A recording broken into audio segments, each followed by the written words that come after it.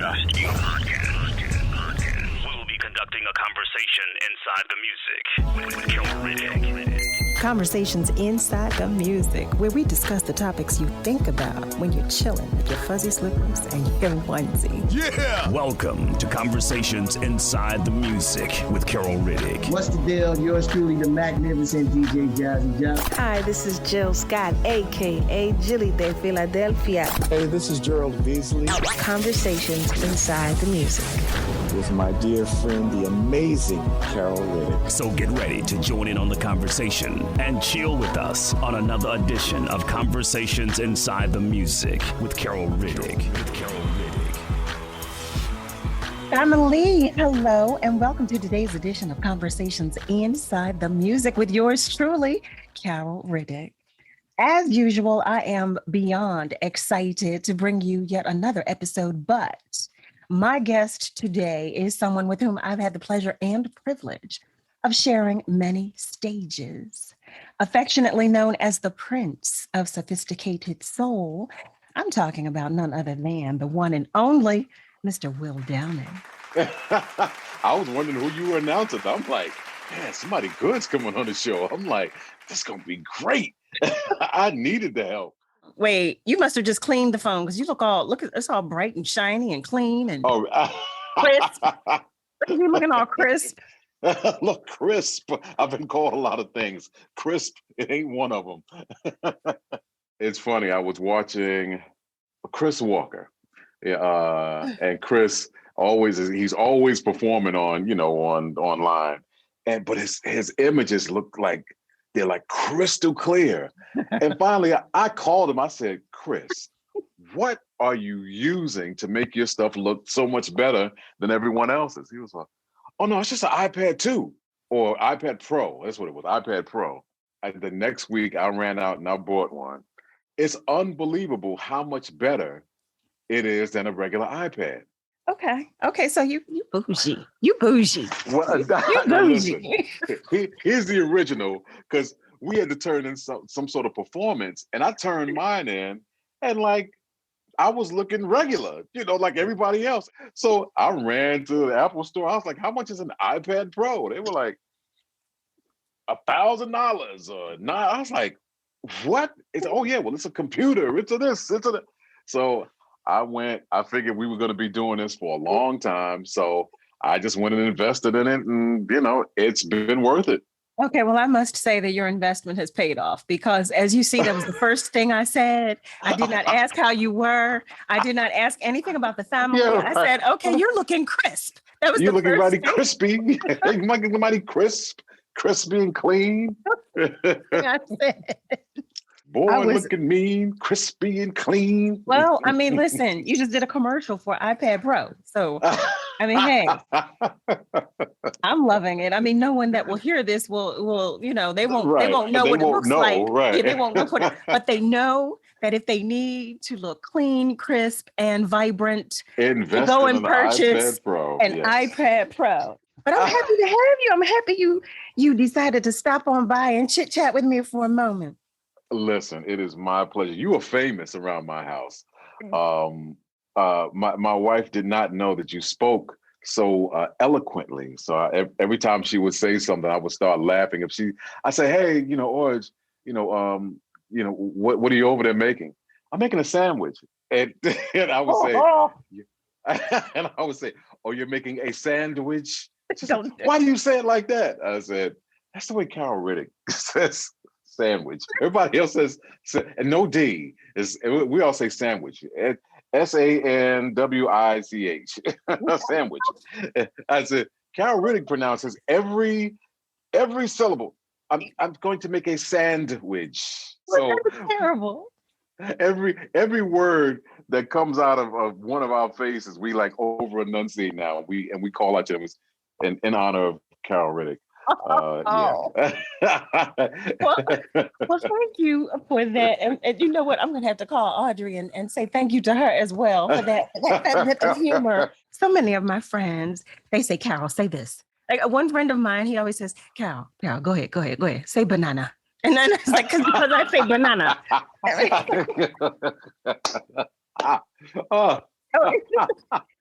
me tell you something. Trust me when I tell you, no one that I know talks like I do. So I don't know.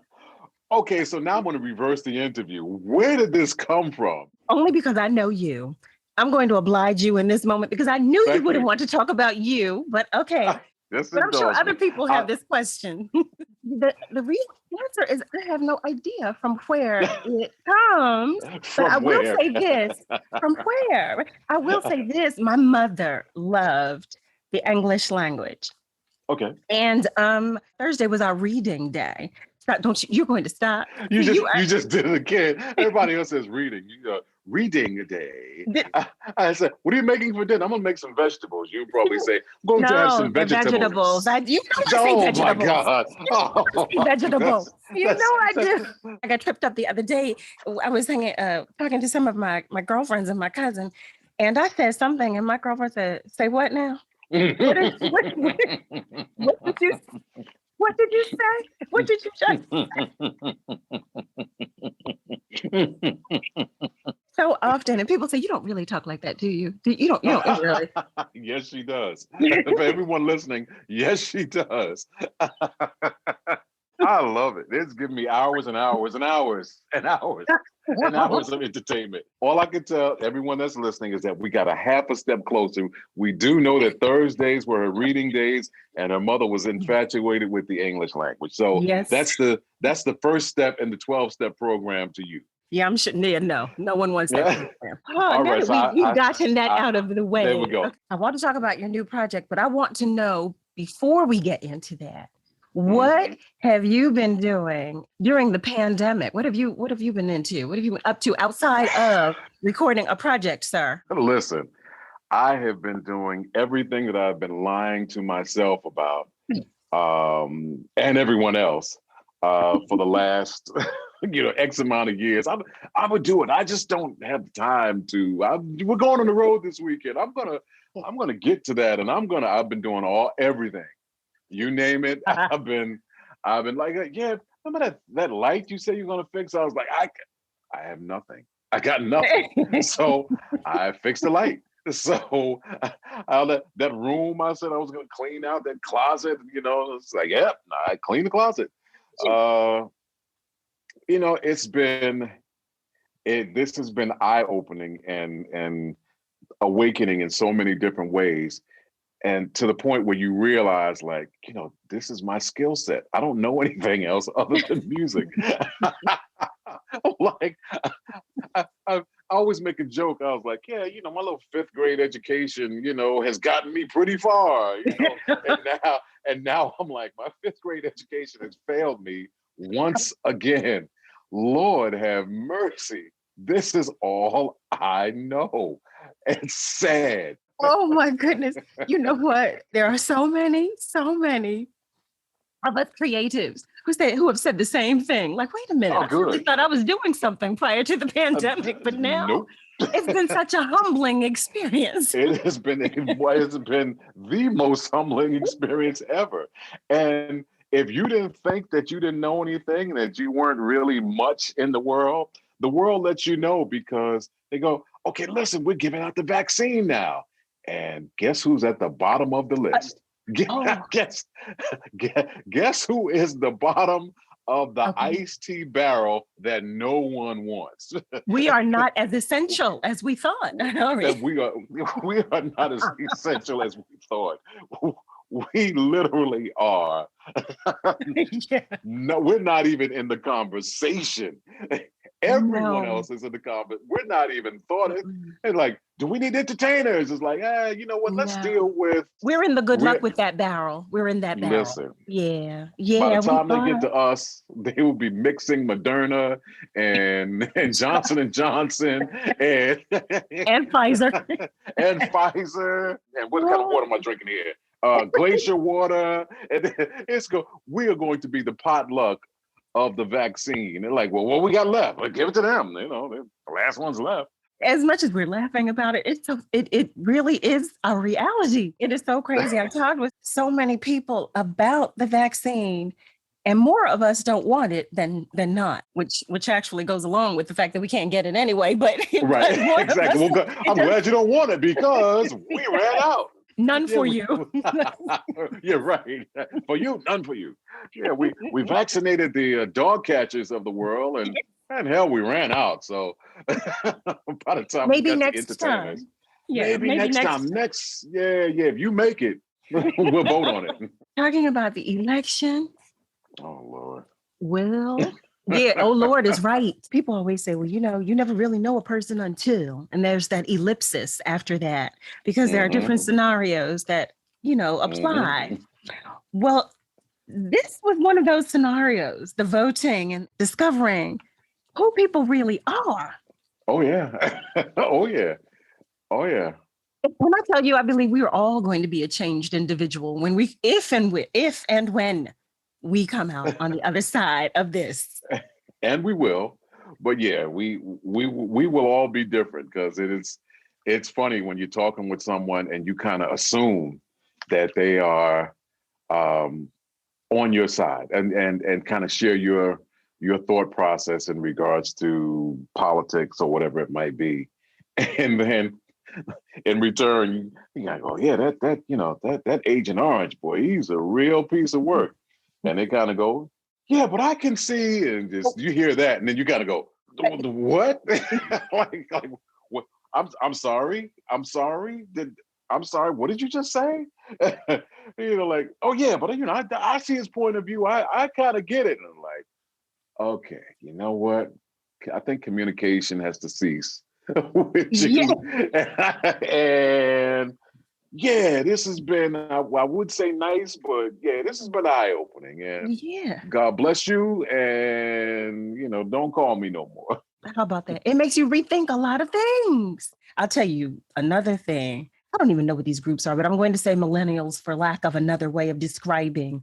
I applaud and appreciate, who they are and how they're walking in their own. And they're like, look, I don't like this. I don't like that. I am this. I am that. And they're taking a stand. I so appreciate that. But then it makes me ask, what have I been doing? What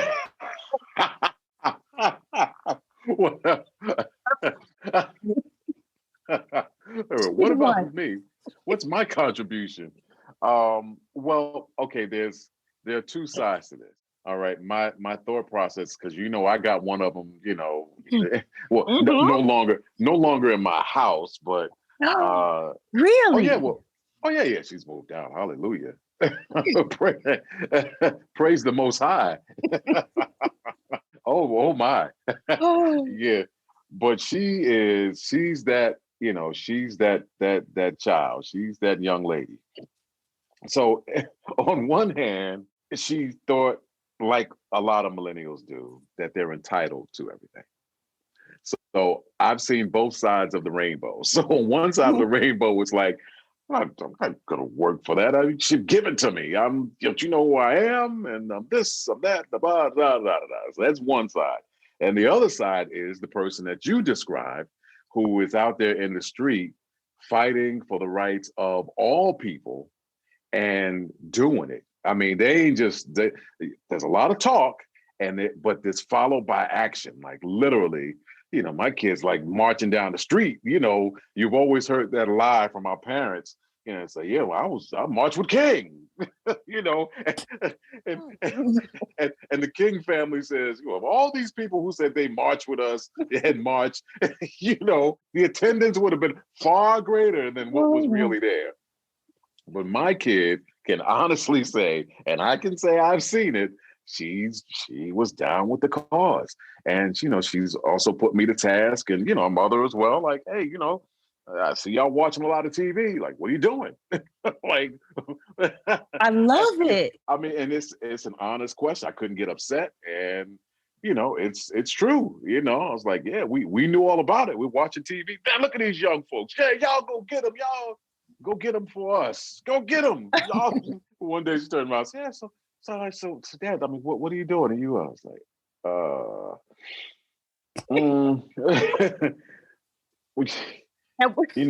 Dad can't get around the way he used to. It's like, hey, even when you used to, I don't remember you marching with King. Oh my, I'm over here But laughing. yeah, if it was King, it wasn't Martin Luther. That's It all was- I can say. Heavens to Murgatroyd. That's hilarious. I can only So what? imagine that you and Audrey gave each other a look. Well, it was more me looking in the mirror. It didn't change your point of view at all. I tell you what, I'll give you a couple of hours so you can take an Uber to the to the march. That's my contribution to you, to the cause. Here's some money for Uber, okay? And let me know when you got home safely, that sort of thing. I'm not much better, but what I did do, I had written a song that kind of spoke to how I felt, and hopefully it was encouraging to folks who were on the fence about getting involved. So, on the latest release, I have a song Stand Up, and there's a video that goes along with it as well. And it's an encouraging piece to get people to be a little bit more inclusive and to get involved. Nice. Okay, I was hoping we would get to that. You said, yeah, so I wrote a song. I was about to say, okay, yeah, and I was hoping. No, but I think that's awesome. I really do. Especially she charged you and Audrey as her parents. So that's something you could have easily done as a family. But the conversation that took place, I mean, I think that's great because I don't recall too many conversations. I remember my mother and father were not together when I was growing up. But I remember my mother showing me like old, I shouldn't say old, but Jet and Ebony magazine. They were around, but they were like the old ones. I don't know if you remember the old Ebony. Just not around anymore. Sorry. Well, you are a mess. But I remember, Time, Life, like the older magazines. They were large. They were so big. Do you remember that? How big they were? Mm-hmm. And my family, I'm sure like yours did too, had the ones that had all of the historic moments. That's why I said old, because I remember much older ones. Yes, you hear me? Did you hear me? Do you hear me? Do you hear me cleaning it up? I remember the much older editions. And that was the history that, my family saved for us. But it was a beautiful thing to see. Absolutely. Of course, when I was younger, that was all we had. That little bit was such a big thing for me. But now, we are walking in a historic moment. We are living, breathing in another historic moment, another historic. But I'm amazed getting back to these millennials. I'm amazed at, what they're doing, how they're moving, how they're speaking, walking, talking. I mean, quite honestly, I'm ready to bow down to Amanda Gorman. I'm sorry. Gorman. Because I was corrected on that the other day too, Gorman. But sidebar, I have so many things that I wanted to talk with you about. I remember we were working, I think it was in New York. I'm not really sure. You were doing a taping or something. And you were talking about having polymyositis. And this was the very, very, very first time, like you and I have never had a conversation about it, like just you and I. I've always been curious to know. First of all, let me say it was the very first time I heard you talk in depth about it. And you were talking about the day that you and Audrey, you guys had gone to the movies, I think it was, the mall or something. And it was like your moment of awareness, like, okay, I have an issue. Something's going on. Something's wrong. Right. I don't think I've ever told you how touched I was in that moment when I heard you talk about that day and how you made the decision to go to the doctor to get checked out. But I'm so curious to know, because I see you as this, as this pillar of strength, this strong man that just, he does. And I think it's a beautiful thing, but I've always been curious to know how, since that day, how you've managed, how you've moved, like how has it affected you in everyday life? Well, I tell you what, every day, it's almost like I would liken it to like some form of PTSD, because there's not a day that goes by that I'm not reminded that it happened. It is virtually impossible for a day to go by and me not remember what happened, because it affects everything that I do. It affects how my day is mapped out. Like most people can kind of say, well, you know what I'm going to do today? I'm gonna go do this, I'm gonna do this, I'm gonna do this, and then maybe I might go do this, and I might go do this, and then I'll do this. For me, I literally have to calculate my whole day on being worn out. That's like, well, I can do that, I can do this, and then I'm gonna have to chill for a couple of hours, and then we kind of recharge my battery, and then maybe I can do that, and then I gotta stop, and then I gotta eat at this time, or if I go someplace, I literally have to, like, I look at a place in advance if I can to see, okay, is there a lot of stairs there? Because if it's a lot of stairs, I don't know if I can go, so I literally have to take all of that into account. I remember when I first started coming back, I was doing Monique, the Monique show. Monique had a TV show, and they called me to do the show. And I remember telling Kyle, the road manager, Kyle Newport, I said, Kyle, I'll do it. I said, but I'm going to have to be on the couch when the show starts, because the way the show normally ran was the doors would open up and then you would walk down these stairs and then you would walk to the couch. And I have to do all of that in advance with everything that I do. I mean, if someone says, hey, we're going to be doing this, I'll walk into a building and I kind of go, okay, there's steps over there, there's steps there, there's a railing over there. Okay, I got to go to that side because I have to have the railing, Okay, even for dressing rooms, when we do shows, if you notice, I'm always on the same floor as the stage. So, and if there isn't one, then we make one. We just get some curtains and we throw it over a rack, or we do this, that, and the other. So everything that I do is surrounded by this thing that affected me. So this is every day. Wow. So when I'm working even in my studio in my basement, it's kind of like, okay, you bring 50 things of water, you bring this, that, because I'm not going back up them stairs until later, because them stairs look like Mount Everest. And it's a constant reminder. It's something that you will never forget, ever, because it affects everything that you do. So is there fatigue or lethargy, or is there pain associated? It's more fatigue than anything else, and the pain is just general. Just my ass getting old.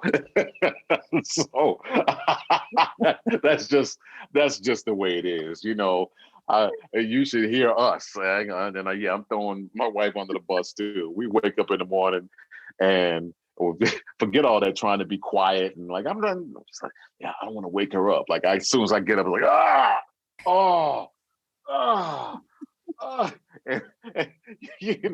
and you start walking and you hear a hand hit the wall. Oof, oof. Oh, stop, and you hear the feet shuffling, So that's just general kind of like, that old, I slept wrong. I was like, yeah, I'm just getting old. Something about that fifth level, isn't there? Something about that fifth level. Oh my God. If something fall on the floor, it's like, I can get it later. Like my dog will get it. Like I dropped a piece of meat.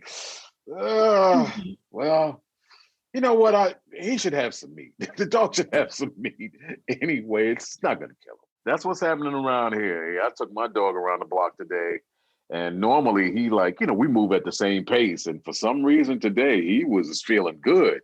So he was moving at a nice clip. I made it about 3/4 around the block.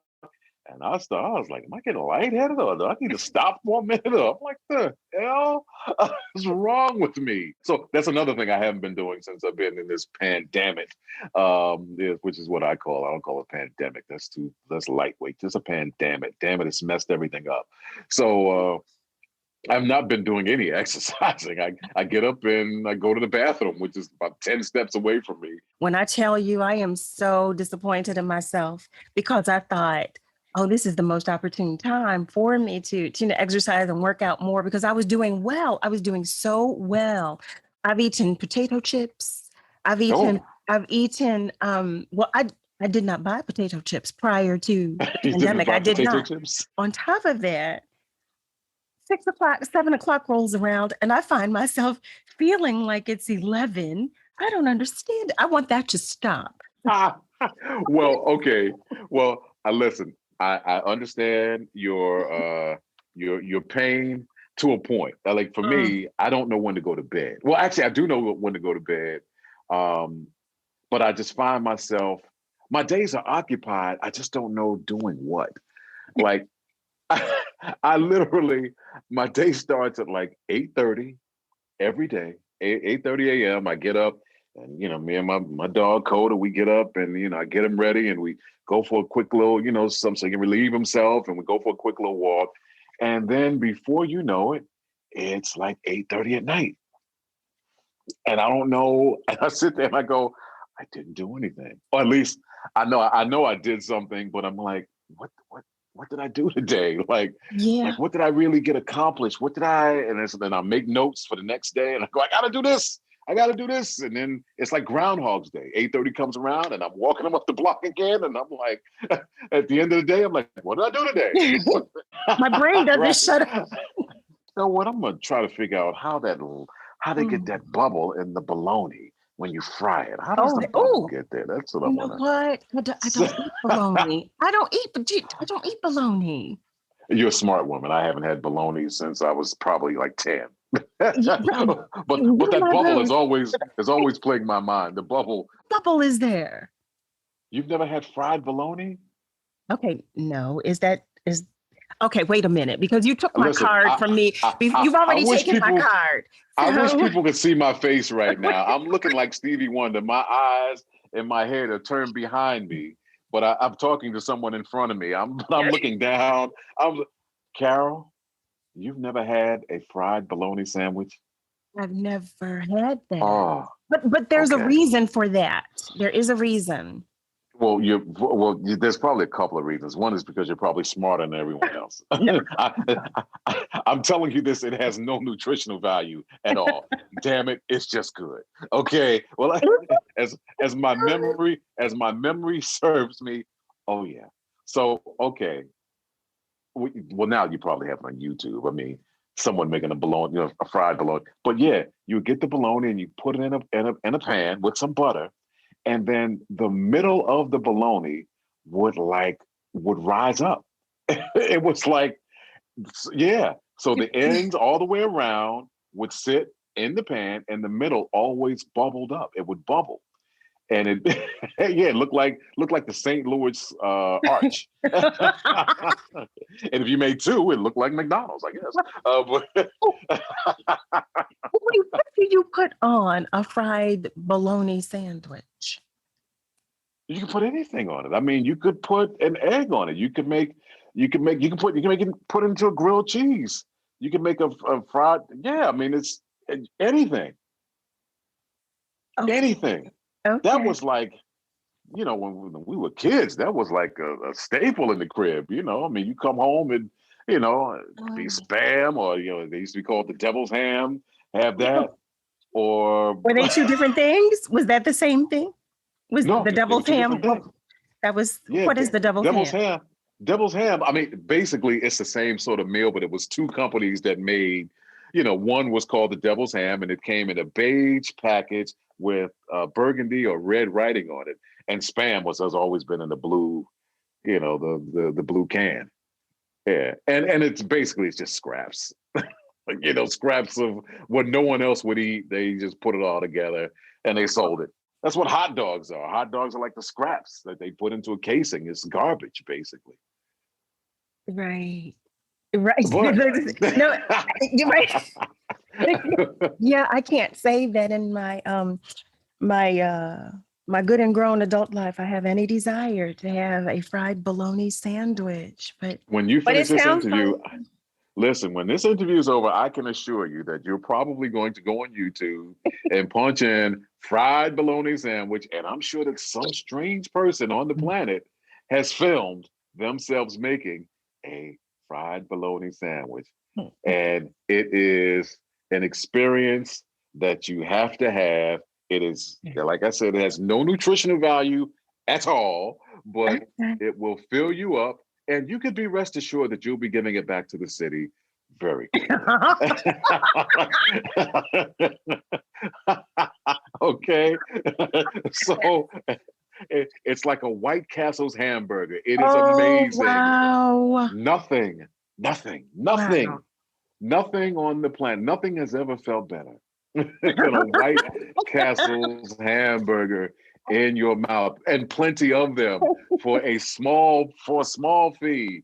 There is nothing more painful than a White Castle's Mm, hamburger coming out of mm, you mm, mm. When you're returning it, when you're I giving it back to overstand. the city. I Yes, love the pun though. Nothing has ever felt. I love the nothing has pun. ever felt. I love that pun. That I must say, this has been the highlight of my day thus far, talking about fried bologna and its return to creation. And it's returned with to whatever it Yes, was. yes, Ashes yes, to yes. ashes, dust to dust, baloney to baloney. Well, that's awesome. From the Listen, Book of Will. I want it from the book of Will. Yeah, one thing people always ask me, they've always said, well, what's he like? What's he like? And I say,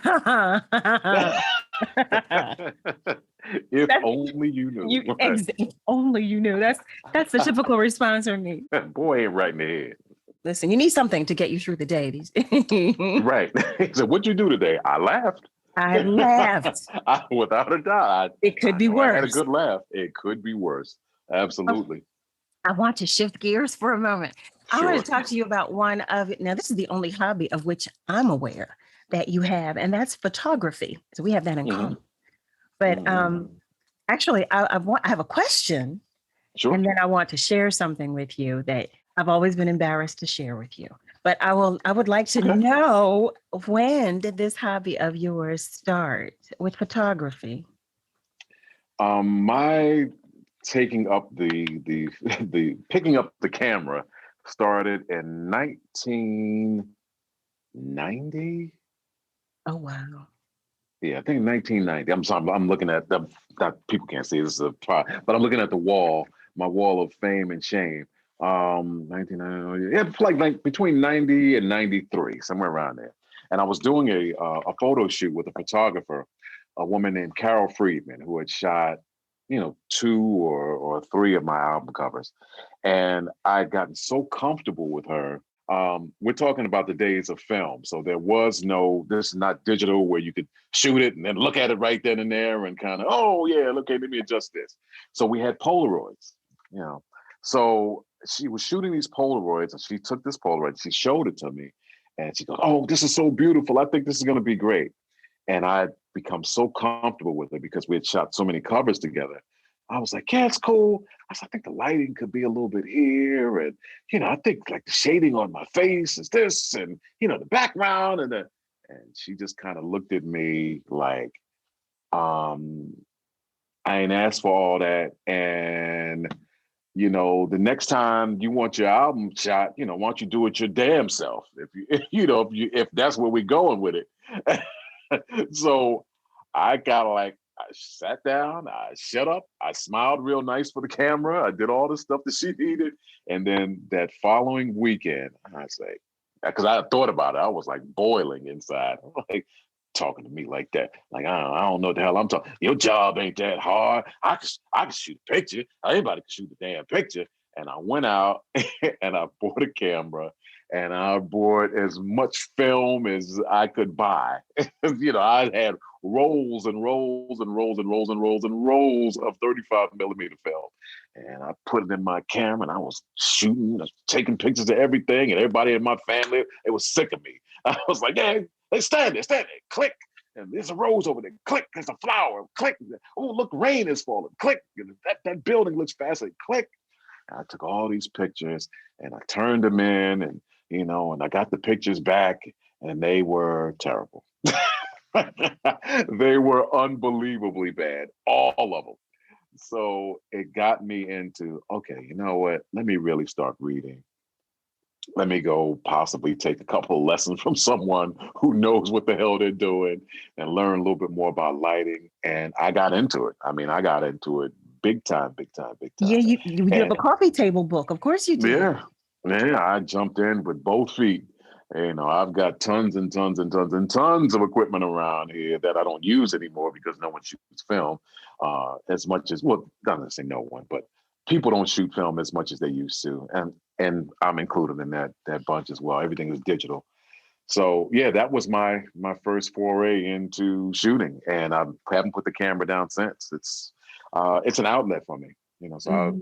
fortunately, the camera has probably saved a lot of lives because there's a whole bunch of folks I would choke the daylights out of unless I had something to do to take my mind off of the craziness that I deal with on a daily basis.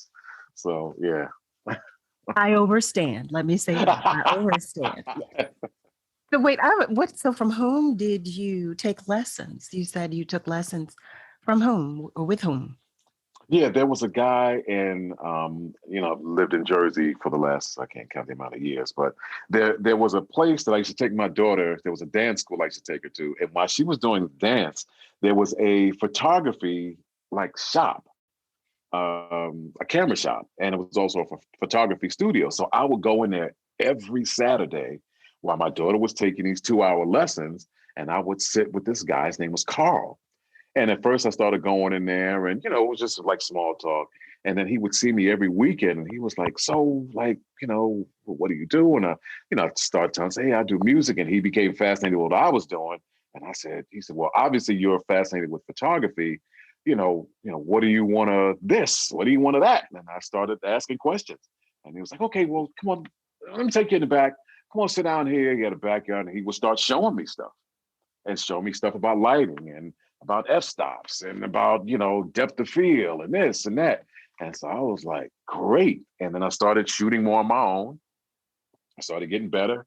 I would bring him the stuff. He would look at it. I started going during the week now, and I would show him stuff. And he was like, yeah, that's cool. But let me take you in the back. Let me show you this. And yeah, I mean, that was like without me paying for going to classes and schools.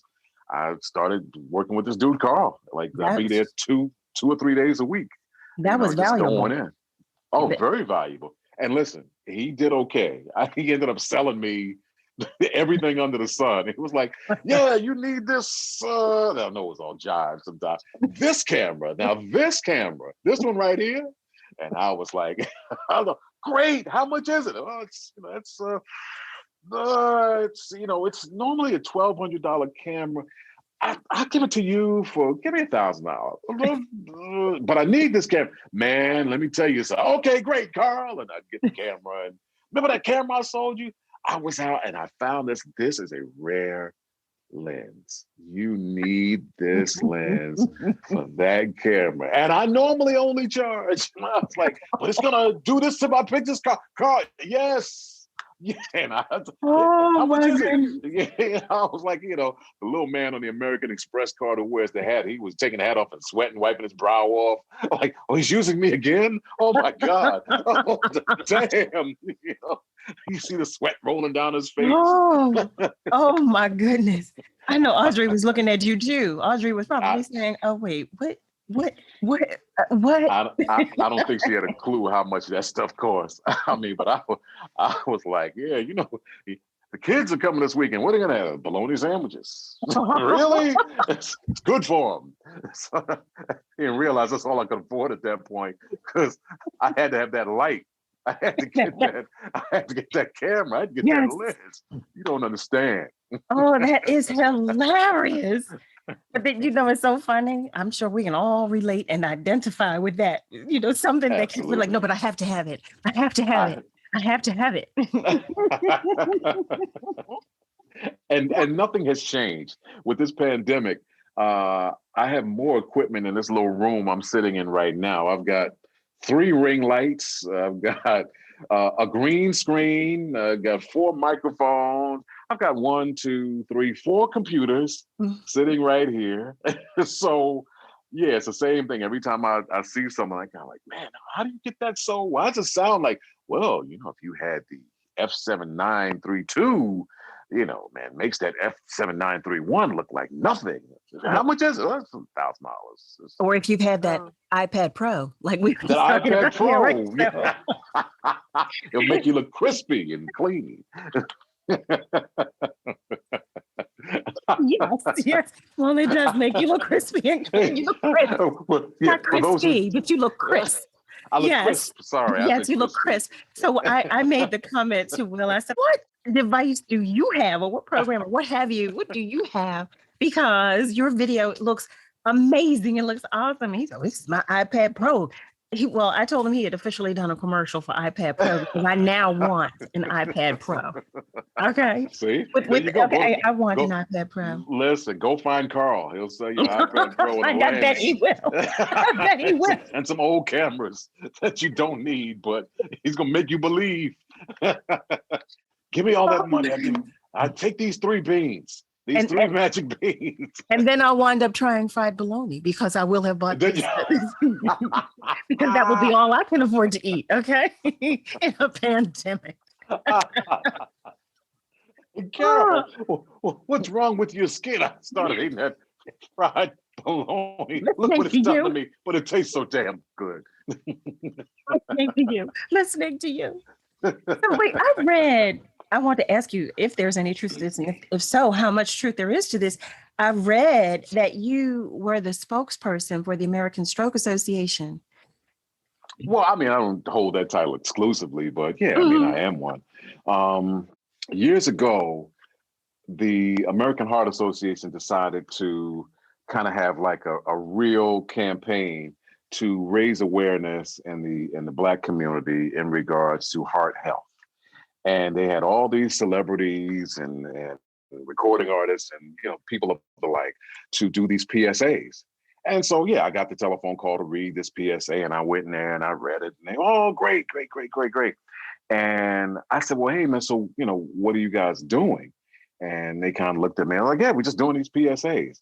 See, they didn't know that my grandmother had a massive stroke when I was young. I mean, massive. There's a woman that was very vibrant and got around, and then we used to go visit her every summer in the Carolinas, in North Carolina.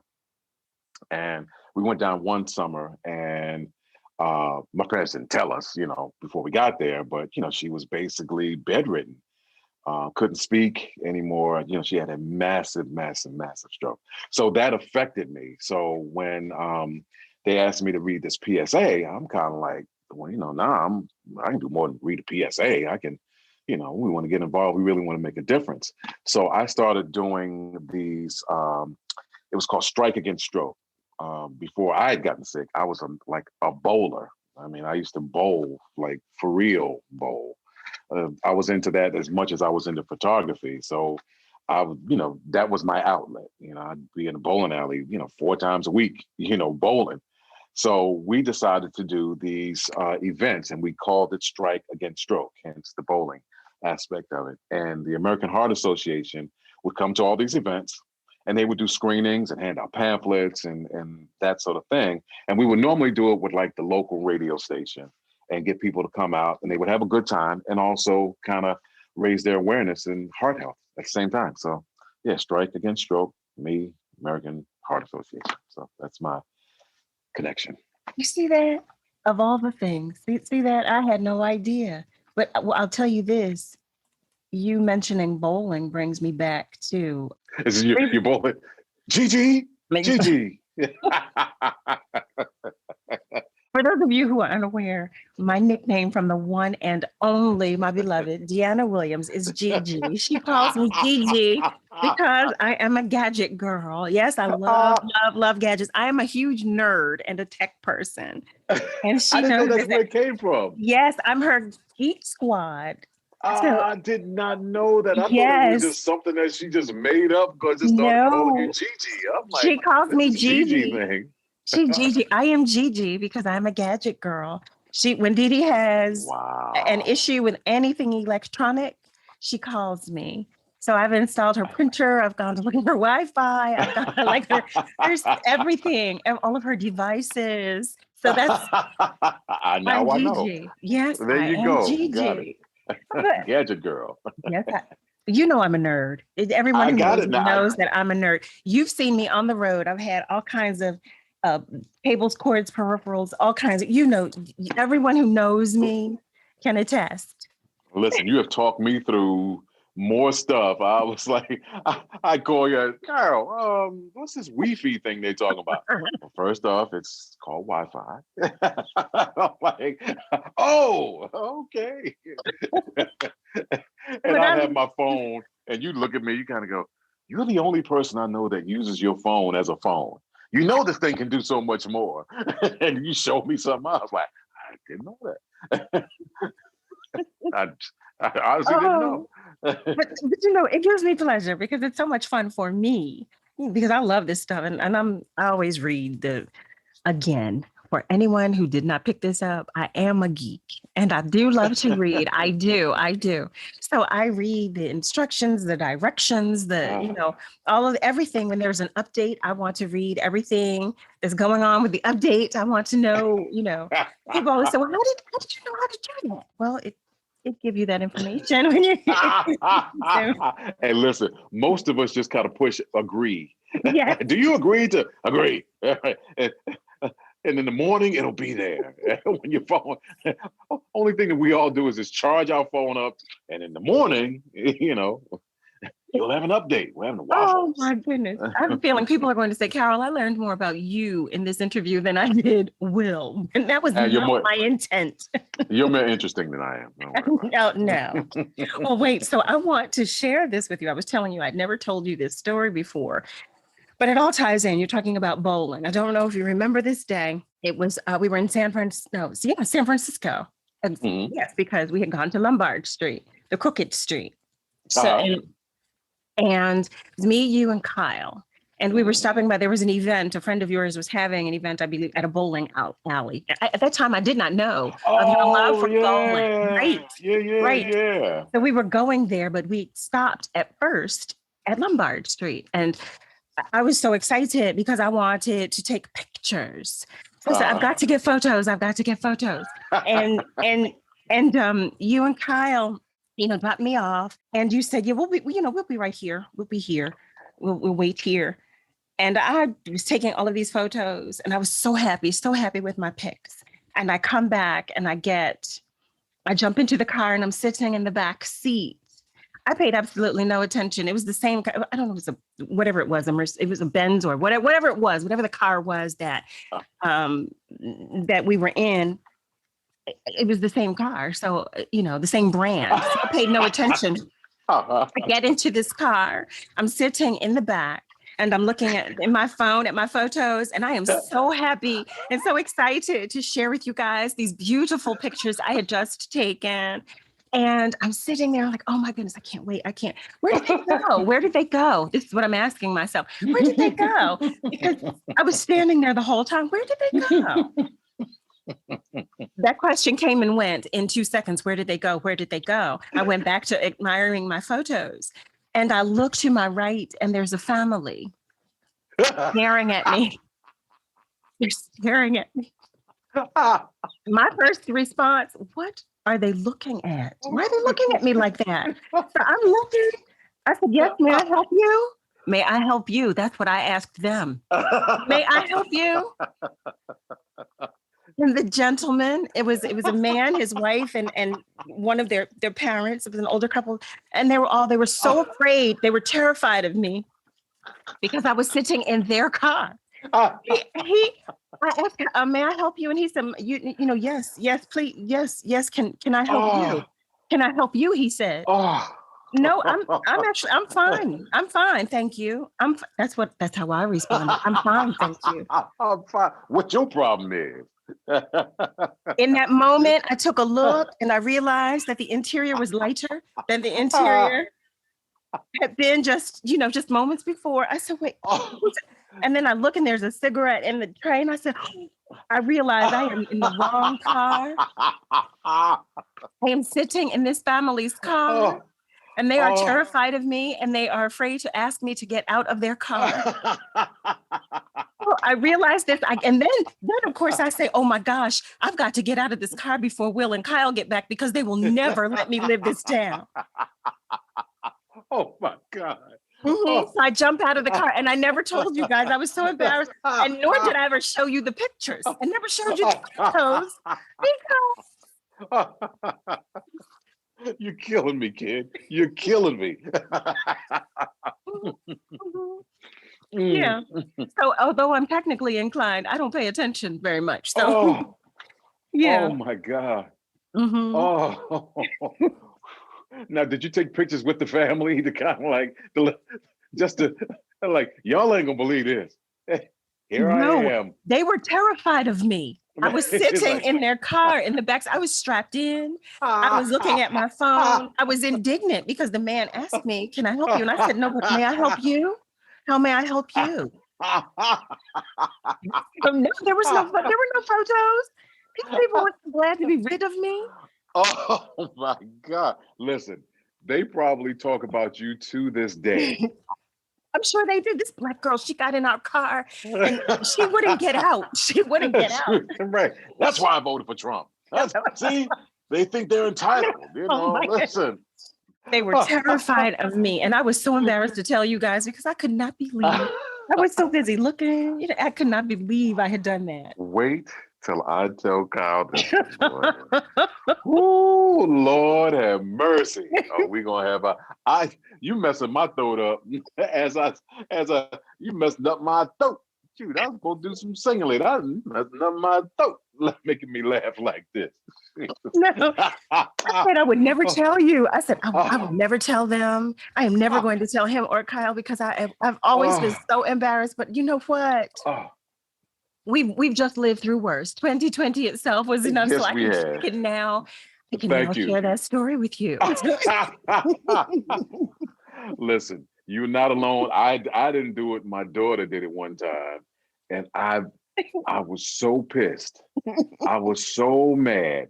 I was like, "Does your phone? Are you that obsessed with your phone that you didn't even look where you were going?" And da da da. And of course, I went to like the extreme. You know, of course, I went to Taken Part 5. You know, Taken 5 with Liam Neeson. I'm like, you could have been taken. You like, what's wrong with you? Are you stupid? You know, don't you see the difference? I have red interior. They have burgundy. You couldn't see the difference. Let me tell you something. In that moment, all I saw was the emblem because I glanced up for a moment. I was so excited to share with you guys. All I saw was the emblem. So you probably would have done this. Like, Carol, I am so not you, Carol, not you. I'm so, yes, you cross every T and dot every I, not you. Yeah, me. Yeah, I sure did. Oh my God. I sure did. I sure did. Listen. He's like, "Can I help? Excuse me, ma'am, can we help you?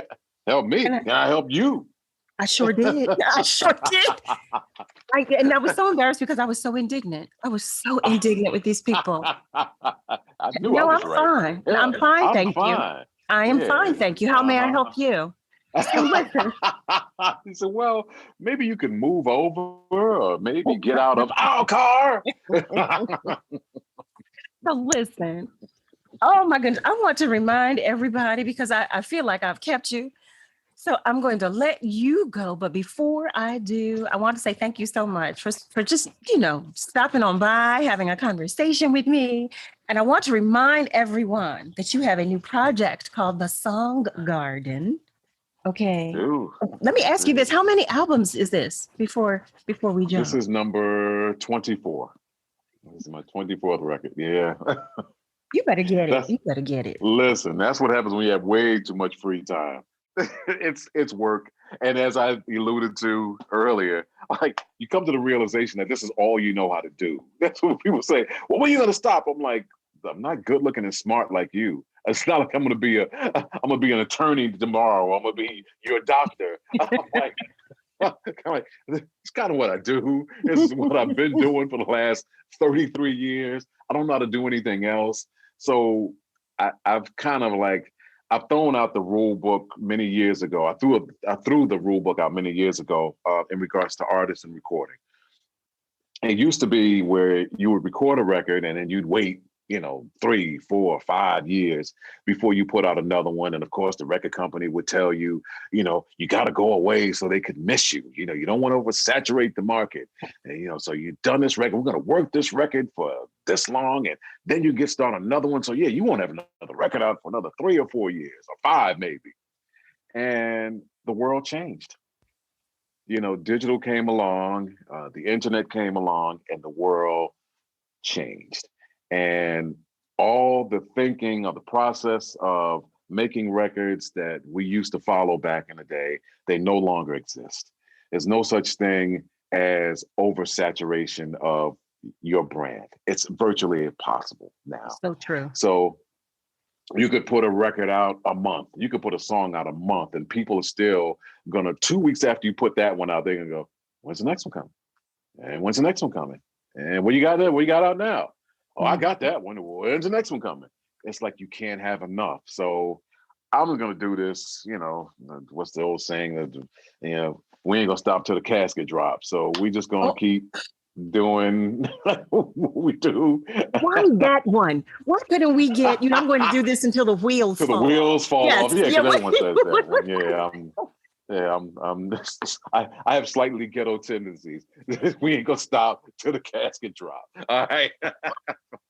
We just call that color. That's colorful. You're just colorful. That's all. You're animated and colorful. Okay, You are. colorful. Yeah, great. Let's run with colorful. But you're so right about that. And no, I overstand that as well. I congratulate you on number 24.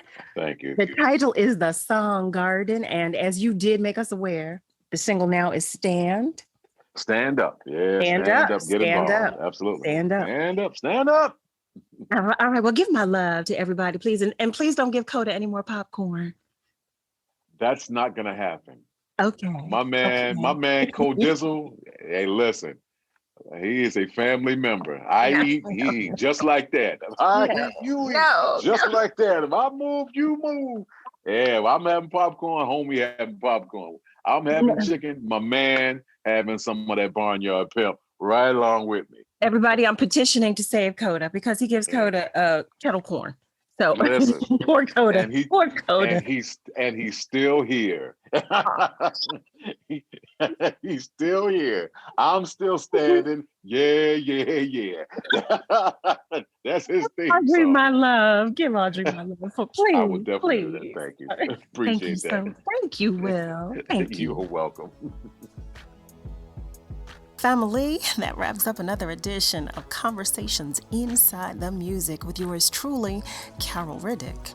As always, thank you so much for joining the conversations. If you like what you heard, please tell a friend and be sure to check out prior interviews on any media stream where you typically listen to your podcasts. Also, be sure to subscribe to our YouTube channel to be notified when new episodes are available. And follow us on YouTube, Facebook, and Instagram at Conversations Inside the Music and on Twitter at Chat and Chill. Whatever you do, be good to you and to those around you. And remember, to whom much is given, much is required. Catch you next time on another edition of Conversations Inside the Music with Carol Riddick. Conversations Inside the Music with Carol Riddick.